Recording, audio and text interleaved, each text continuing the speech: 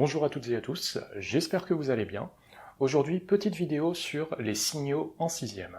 Un signal, c'est ce qui permet de transmettre une information à l'utilisateur. En fonction de la nature de l'information à transmettre et aussi des conditions dans lesquelles on peut transmettre l'information, on va utiliser différents types de signaux. Au niveau sixième, on va distinguer trois types de signaux. Les signaux lumineux, sonores et radio.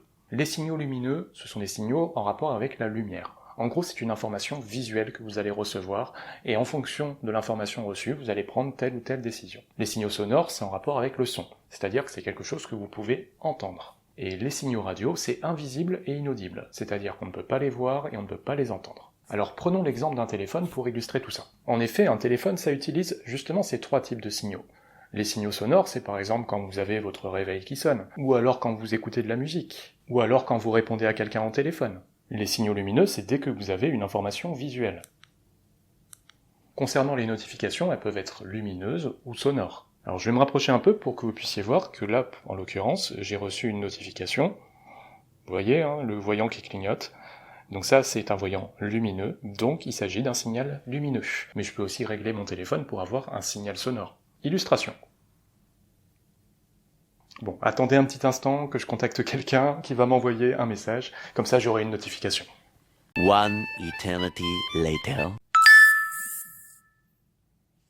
Et enfin, les signaux radio, invisibles et inaudibles, c'est par exemple quand vous téléphonez à quelqu'un. En fait, quand vous téléphonez à quelqu'un, c'est un signal sonore qui sort de votre bouche et qui va jusqu'au haut-parleur de votre téléphone. Mais par la suite, votre téléphone va transformer ces informations en signaux radio, et ces signaux radio, ils vont être transmis à distance à un autre appareil de communication. C'est aussi à ça que servent les antennes radio que vous voyez un petit peu partout sur le territoire en France. Donc typiquement, dans toutes les technologies qui nécessitent de communiquer à distance, les téléphones ou alors par exemple le Wi-Fi, il s'agit de signaux radio. Si on prend d'autres exemples, un feu tricolore ou un feu pour piétons, il s'agit principalement d'un signal lumineux. Ces dernières années, sur le territoire français, vous avez peut-être pu constater, ici et là, qu'il y avait aussi des feux pour piétons avec un signal sonore. C'est un moyen pour les personnes malvoyantes d'avoir aussi accès à l'information. Donc vous, si vous voyez bien, vous vous fiez aux couleurs, tandis que la personne qui voit mal va pouvoir se fier au son. Voilà ce que je peux vous dire du coup sur ces trois types de signaux. La semaine prochaine, je ferai une autre vidéo plus spécifiquement sur un type de signal codé assez connu, le signal Morse. Du coup, je vous donne rendez-vous la semaine prochaine pour cette vidéo, et en attendant, prenez soin de vous et de vos proches.